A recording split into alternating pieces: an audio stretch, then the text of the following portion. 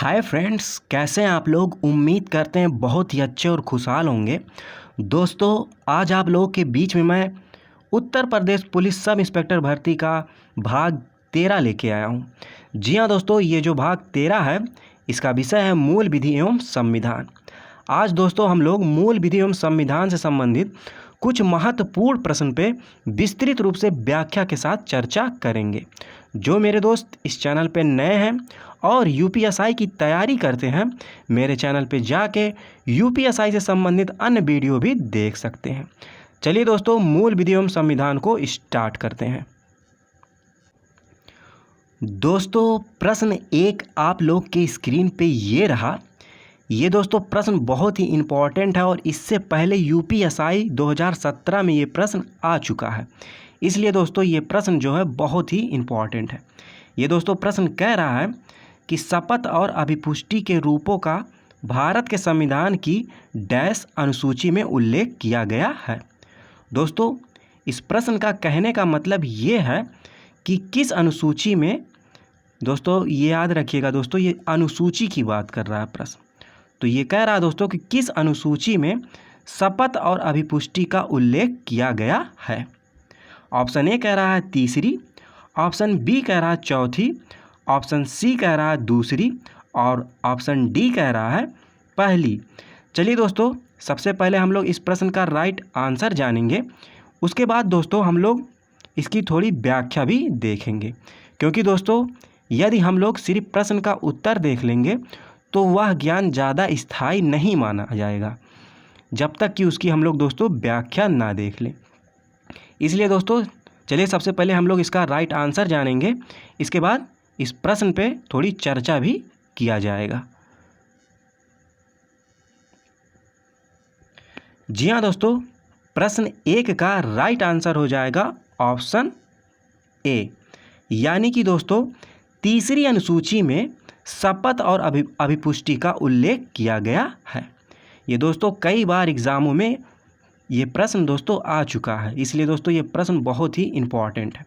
दोस्तों आप लोग ये भी याद रखिएगा कि वर्तमान में कुल अनुसूचियों की संख्या जो है वो है 12।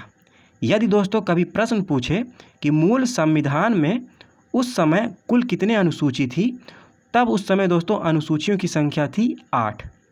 ये भी आप लोग दोस्तों याद रखिएगा। दोस्तों एक और भी महत्वपूर्ण बिंदु ये है कि यदि दोस्तों पूछे कि पहली अनुसूची का संबंध किससे है, तो दोस्तों आप लोग याद रखिएगा कि पहली अनुसूची का संबंध जो है वो है राज्य व संघ राज क्षेत्र। ये भी दोस्तों प्रश्न कई बार एग्जामों में आ चुका है। चलिए दोस्तों, अब हम लोग प्रश्न 1 की व्याख्या भी देख लेते हैं। दोस्तों प्रश्न 1 की व्याख्या आप लोग की स्क्रीन पे ये रही। यहाँ पे दोस्तों आप लोग देख सकते हैं प्रश्न 1 की व्याख्या। ये दोस्तों कह रहा है कि शपथ एवं अभिपुष्टि का वर्णन भारतीय संविधान की तीसरी अनुसूची में किया गया है। कुछ शपथ से संबंधित अनुच्छेद, दोस्तों ये जो अनुच्छेद दिए हैं ये बहुत ही इम्पॉर्टेंट है, कई बार दोस्तों एग्जामों में आ चुके हैं। जैसे दोस्तों जब कभी बात करेगा राज्यपाल के शपथ से संबंधित अनुच्छेद, तो वो अनुच्छेद होगा 159। जब बात करेगा दोस्तों राष्ट्रपति का शपथ से संबंधित अनुच्छेद, तो वो होगा अनुच्छेद 60। और दोस्तों उसी क्रम में जब उपराष्ट्रपति का बात होगा शपथ का, तो उससे संबंधित अनुच्छेद होगा 69। ये भी आप लोग दोस्तों याद रखिएगा।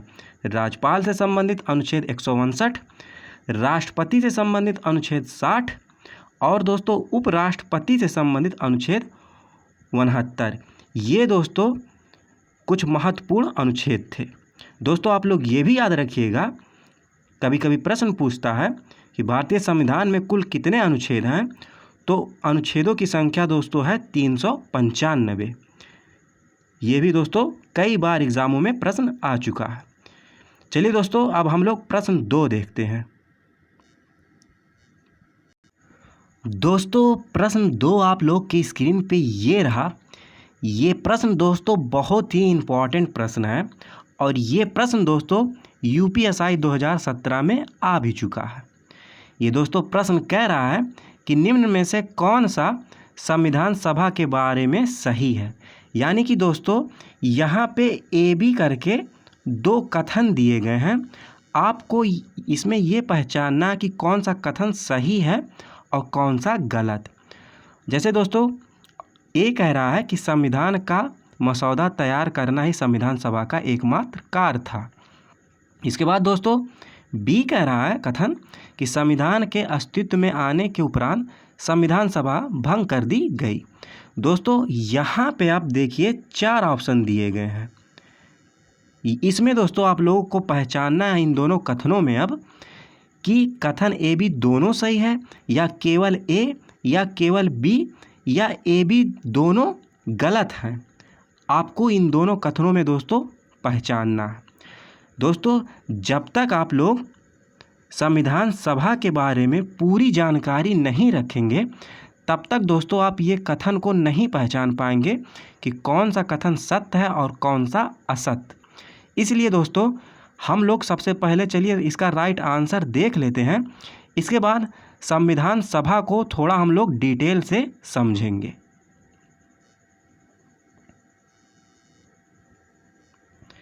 जी हाँ दोस्तों, प्रश्न 2 का राइट आंसर हो जाएगा ऑप्शन ए, यानी कि ए बी जो कथन है दोस्तों यहाँ पे ये दोनों कथन सही है। संविधान सभा से संबंधित दोनों कथन ये सही हैं। जैसे संविधान सभा का मसौदा तैयार करना ही संविधान सभा का एकमात्र कार्य था, ये भी कथन सही है। इसके बाद दोस्तों संविधान के अस्तित्व में आने के उपरांत संविधान सभा भंग कर दी गई, ये भी कथन संविधान सभा के बारे में सत्य है। चलिए दोस्तों अब हम लोग व्याख्या भी देख लेते हैं। दोस्तों प्रश्न 2 की व्याख्या आप लोग की स्क्रीन पे ये रही। इसकी जो दोस्तों व्याख्या है आप लोग यहाँ पे देख सकते हैं, ये बहुत ही इम्पॉर्टेंट व्याख्या है। एक एक बिंदु दोस्तों बहुत ही इम्पॉर्टेंट है, आप लोग इसका स्क्रीनशॉट भी ले सकते हैं। ये दोस्तों कह रहा है कि संविधान सभा की पहली बैठक 9 दिसंबर 1946 ईस्वी को हुआ था। जी हाँ दोस्तों, कभी कभी ये भी प्रश्न पूछता है कि संविधान सभा की पहली बैठक कब हुई थी, तो उसका राइट आंसर होगा 9 दिसंबर 1946 को। दोस्तों आप लोग ये भी याद रखिएगा, संविधान सभा का गठन कैबिनेट मिशन के द्वारा किया गया था। कैबिनेट मिशन भारत में 1946 में आया था, ये भी दोस्तों आप लोग याद रखिएगा। इसके बाद दोस्तों इस प्रश्न की आगे व्याख्या कुछ इस प्रकार से है, जिसके पहले अस्थायी अध्यक्ष श्री सच्चिदानंद सिन्हा थे। जी हाँ दोस्तों, संविधान सभा के पहले अस्थायी अध्यक्ष श्री सच्चिदानंद सिन्हा जी थे। दोस्तों यदि प्रश्न पूछे कभी एग्ज़ाम में कि संविधान सभा के पहले स्थायी अध्यक्ष कौन थे, तो उसका राइट आंसर होगा डॉक्टर राजेंद्र प्रसाद। ये भी दोस्तों कई बार एग्ज़ामों में आ चुका है प्रश्न।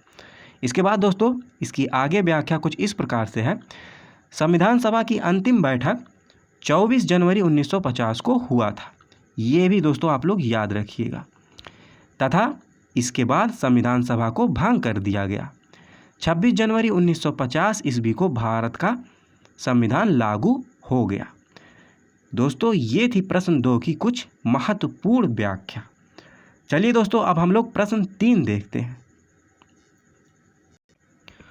दोस्तों प्रश्न 3 आप लोग की स्क्रीन पे ये रहा। ये प्रश्न भी दोस्तों यूपीएसआई 2017 में आ चुका है।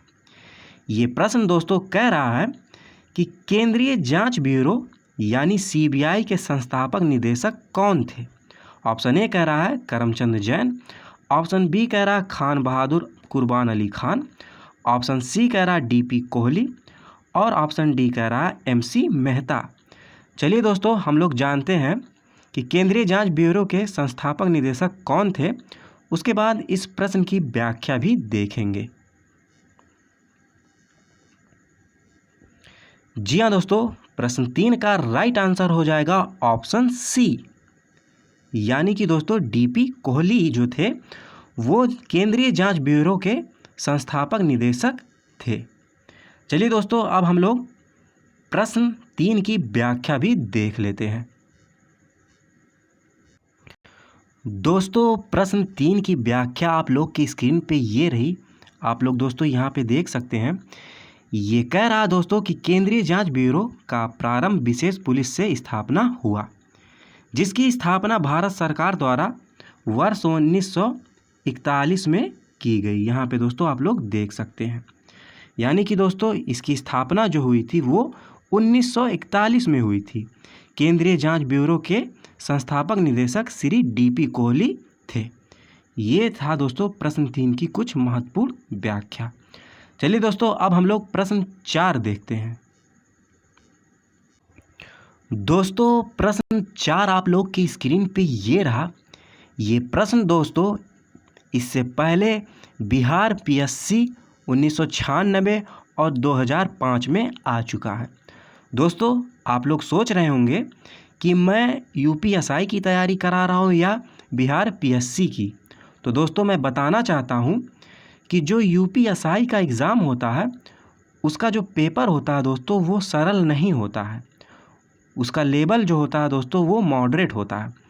इसलिए दोस्तों आपको यदि UPSI का एग्ज़ाम सरलतापूर्वक पास करना है तो आपको PCS लेवल की तैयारी करनी पड़ेगी। उसी क्रम में दोस्तों मैं ये प्रश्न इस वीडियो में शामिल किया हूँ। ये प्रश्न दोस्तों कह रहा है कि राज्यसभा को स्थायी सदन कहते हैं क्योंकि ऑप्शन ए कह रहा है सभी सदस्य आजीवन सदस्य होते हैं। ऑप्शन बी कह रहा है इसे विघटित नहीं किया जा सकता। ऑप्शन सी कह रहा है कुछ सदस्य प्रति 2 वर्ष में अवकाश ग्रहण करते हैं। और दोस्तों ऑप्शन डी कह रहा है बी एवं सी दोनों ही सही हैं। दोस्तों जब तक आप लोग राज्यसभा के बारे में पूर्ण रूप से जानकारी नहीं रखेंगे तब तक इस प्रश्न का राइट आंसर आप लोग नहीं जान पाएंगे। इसलिए दोस्तों हम लोग सबसे पहले इस प्रश्न का राइट आंसर जानेंगे, उसके बाद हम लोग थोड़ी राज्यसभा के बारे में इसकी व्याख्या भी देखेंगे। चलिए दोस्तों सबसे पहले इस प्रश्न का हम लोग राइट आंसर जानते हैं। जी हाँ दोस्तों, इस प्रश्न का राइट आंसर हो जाएगा ऑप्शन डी, यानी कि बी और सी जो ऑप्शन में है दोनों सही हैं। राज्यसभा से संबंधित जो कथन है दोस्तों ये दोनों सही हैं, यानी इसे विघटित नहीं किया जा सकता, ये भी सही है। और कुछ सदस्य प्रति 2 वर्ष में अवकाश ग्रहण करते हैं, ये भी बिंदु सही है। चलिए दोस्तों प्रश्न 4 की अब हम लोग व्याख्या भी देख लेते हैं। दोस्तों प्रश्न 4 की व्याख्या आप लोग की स्क्रीन पे ये रही। दोस्तों ये जो एक एक बिंदु है बहुत ही इम्पॉर्टेंट है एग्ज़ाम की दृष्टि से, आप लोग याद रखिएगा। आप लोग इसका स्क्रीनशॉट भी ले सकते हैं क्योंकि दोस्तों ये एक एक जो बिंदु है बहुत ही इम्पॉर्टेंट है। ये कह रहा है दोस्तों कि राज्यसभा भारतीय संसद का द्वितीय या उच्च सदन है। दोस्तों राज्यसभा जो होता है वह संसद का उच्च सदन होता है और लोकसभा जो होता है वह संसद का निम्न सदन होता है। संविधान का अनुच्छेद 80 राज्यसभा के गठन के बारे में है। दोस्तों ये अनुच्छेद भी बहुत ही इम्पॉर्टेंट है, आप लोग याद रखिएगा। कभी कभी एग्ज़ाम में पूछता है कि राज्यसभा के गठन से संबंधित अनुच्छेद आप बताइए, तो उसका राइट आंसर होगा अनुच्छेद 80। इसके बाद दोस्तों इसकी व्याख्या कुछ इस प्रकार से है। राज्यसभा में कुल सदस्यों की संख्या 250 है, जबकि वर्तमान में राज्यसभा के सदस्यों की संख्या 245 है। दोस्तों ये बहुत ही इम्पॉर्टेंट है, कई बार एग्ज़ामों में पूछा जा चुका है। कुल सदस्यों की बात होगी दोस्तों राज्यसभा की तो संख्या है 250, और वर्तमान की बात जब होगी दोस्तों तब सदस्यों की संख्या है 245। राज्यसभा के 1/3 सदस्य प्रति 2 वर्ष पर अवकाश ग्रहण करते हैं। ये भी दोस्तों कई बार एग्ज़ामों में प्रश्न आ चुका है। एक दोस्तों और भी महत्वपूर्ण प्रश्न है, ये भी आप लोग याद रखिएगा। कभी कभी प्रश्न पूछता है एग्ज़ाम में, पूछता है दोस्तों कि राज्यसभा में राष्ट्रपति कितने सदस्यों को मनोनीत करता है। तो दोस्तों आप लोग याद रखिएगा कि राज्यसभा में राष्ट्रपति कुल 12 सदस्यों को मनोनीत करता है। ये थी दोस्तों प्रश्न 4 की कुछ व्याख्या। चलिए दोस्तों प्रश्न 5 देखते हैं। दोस्तों प्रश्न 5 आप लोग के स्क्रीन पे ये रहा। ये दोस्तों जो प्रश्न आप लोग को स्क्रीन पे दिख रहा है ये करंट अफेयर का प्रश्न है, क्योंकि दोस्तों यूपीएसआई का जो एग्ज़ाम होता है उसमें करंट अफेयर के भी प्रश्न बहुत पूछे जाते हैं। उसी क्रम में दोस्तों ये प्रश्न मैं आप लोग के बीच में लाया हूँ। ये प्रश्न दोस्तों कह रहा है कि वर्तमान में झारखंड के मुख्यमंत्री कौन है। आपको दोस्तों पहचानना है कि झारखंड के मुख्यमंत्री वर्तमान में कौन है। ऑप्शन ए कह रहा है भूपेश बघेल, ऑप्शन बी कह रहा है हेमंत सोरेन, ऑप्शन सी कह रहा है अरविंद केजरीवाल और दोस्तों ऑप्शन डी कह रहा है इनमें से कोई नहीं। चलिए दोस्तों सबसे पहले हम लोग इस प्रश्न का राइट आंसर जानेंगे, फिर उसके बाद इस प्रश्न की थोड़ी व्याख्या भी देखेंगे। जी हाँ दोस्तों, प्रश्न 5 का राइट आंसर हो जाएगा ऑप्शन बी, यानी कि दोस्तों वर्तमान में झारखंड के जो मुख्यमंत्री हैं उनका नाम है हेमंत सोरेन, यानी कि दोस्तों इस प्रश्न का राइट आंसर हो जाएगा ऑप्शन बी। चलिए दोस्तों अब इसकी व्याख्या भी देख लेते हैं। दोस्तों प्रश्न 5 की व्याख्या आप लोग की स्क्रीन पे ये रही, आप लोग यहाँ पे देख सकते हैं। ये कह रहा है दोस्तों कि वर्तमान में झारखंड के मुख्यमंत्री श्री हेमंत सोरेन हैं, जबकि भूपेश बघेल छत्तीसगढ़ एवं अरविंद केजरीवाल दिल्ली के वर्तमान मुख्यमंत्री हैं। दोस्तों आप लोग ये जितने भी राज्य हैं दोस्तों भारत में, सभी के मुख्यमंत्री कौन हैं और राज्यपाल कौन हैं, ये दोस्तों आप लोग याद रखिएगा, क्योंकि एग्ज़ामों में ये प्रश्न पूछे जाते हैं। जब छत्तीसगढ़ की बात होगी दोस्तों तो उसका राइट आंसर होगा भूपेश बघेल, और दोस्तों जब दिल्ली की बात होगी तो उसका राइट आंसर होगा अरविंद केजरीवाल। चलिए दोस्तों अब हम लोग कुछ अन्य महत्वपूर्ण प्रश्न देख लेते हैं फटाफट वन लाइनर के रूप में, जो कि यूपीएसआई के एग्ज़ाम की दृष्टि से बहुत ही इम्पॉर्टेंट है। दोस्तों ये रहा कुछ अन्य महत्वपूर्ण प्रश्न आप लोग की स्क्रीन पे, यहाँ पे आप लोग देख सकते हैं दोस्तों। ये एक एक प्रश्न दोस्तों बहुत ही महत्वपूर्ण है। जैसे दोस्तों प्रश्न पहला कह रहा है कि नए राज्य के गठन की शक्ति निहित है, तो इसका राइट आंसर होगा संसद में। दोस्तों ये जो प्रश्न 1 है PCS mains 2008 UP PCS mains 2008 में आ चुका है। इसके बाद दोस्तों प्रश्न 2 कह रहा है भारतीय संविधान के अनुच्छेद 25 में प्रयुक्त हिंदू शब्द किसे सम्मिलित करता है, तो इसका राइट आंसर होगा दोस्तों बौद्ध, जैन और सिख को। ये प्रश्न दोस्तों कई बार एग्जामों में आ चुका है, आप लोग यहाँ पे देख सकते हैं। प्रश्न 3 कह रहा है दोस्तों वर्तमान भारत के केंद्रीय स्वास्थ्य मंत्री हैं, तो उसका राइट आंसर होगा डॉक्टर हर्षवर्धन। दोस्तों ये प्रश्न करंट का है। इसके बाद प्रश्न 4 कह रहा है दोस्तों वर्तमान भारत के गृह मंत्री कौन है, तो उसका राइट आंसर होगा दोस्तों अमित शाह। जब दोस्तों बात होगी केंद्रीय स्वास्थ्य मंत्री की तो उसका राइट आंसर होगा डॉक्टर हर्षवर्धन। और जब दोस्तों वर्तमान भारत के गृह मंत्री की बात होगी तो उसका राइट आंसर होगा अमित शाह।